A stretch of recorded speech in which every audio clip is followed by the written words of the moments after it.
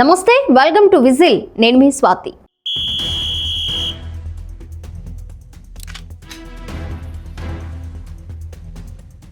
(2021) America అధ్యక్షుడు Donald Trump ప్రసంగాన్ని తారుమారు చేసినట్లు ఆరోపణలు రావడంతో బీబీసీకి చెందిన అగ్రశ్రేణి అధికారులు రాజీనామా చేశారు.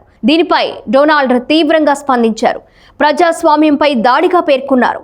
ఈ మేరకు తన సొంత సోషల్ మీడియా ట్రూత్లో పోస్ట్ చేశారు. బీబీసీ అగ్ర నాయకులు, ముఖ్యంగా బాస్ టీమ్ డేవీ సహా అందరూ రాజీనామా చేస్తున్నారు లేదా బర్తరఫ్ అయ్యారు. ఎందుకంటే వారు 2021 జనవరి 6న చేసిన ప్రసంగాన్ని తారుమారు చేసినట్లు పట్టుబట్టారు. నా అద్భుతమైన ప్రసంగాన్ని ప్రజాస్వామ్యానికి భయంకరమైన విషయం. వీరు అవినీతి పరులు, నిజాయితీ లేని పాత్రికేయులు. పైగా వారు ఒక విదేశీ దేశానికి చెందినవారు. అదే మనకు అత్యంత మిత్రదేశంగా భావించబడే దేశం. ఇది నిజంగా ప్రజాస్వామ్యానికి హానికరమని ట్రంప్ పోస్ట్లో రాసుకొచ్చారు.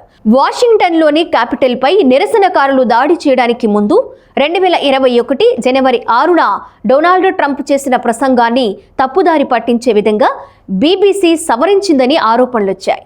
ఆ ఎడిటింగ్ వల్ల ట్రంప్ నేరుగా హింసకు పిలుపునిచ్చినట్లు చూపించిందని లీక్ అయిన మెమో వెల్లడించింది. ఈ ఆరోపణలతో BBC director general team Davie, news CEO Deborah Turness ఇద్దరు ఆదివారం రాజీనామా చేశారు.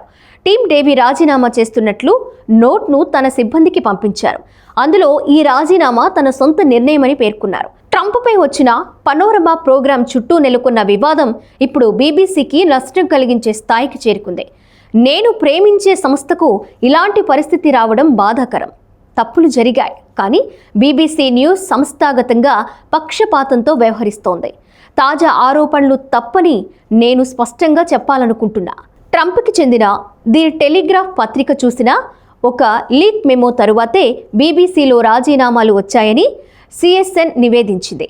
లీక్ అయిన అంతర్గత మెమోలో బీబీసీ డాక్యుమెంటరీ తయారీలో ఫుటేజ్ను కట్ చేసి కలిపినట్లు పేర్కొంది. దీనివల్ల ట్రంప్ చెప్పిన మాటలు ఉన్నట్లుగా చూపించబడిందని ఆ నివేదిక చెప్తోంది. దీనివల్ల ట్రంప్ చెప్పని మాటలు అన్నట్లుగా చూపించబడిందని ఆ నివేదిక చెప్తోంది. ట్రంప్ క్యాపిటల్ హిల్ దాడి చేసిన వారిని ప్రోత్సహించినట్లుగా చూపారు.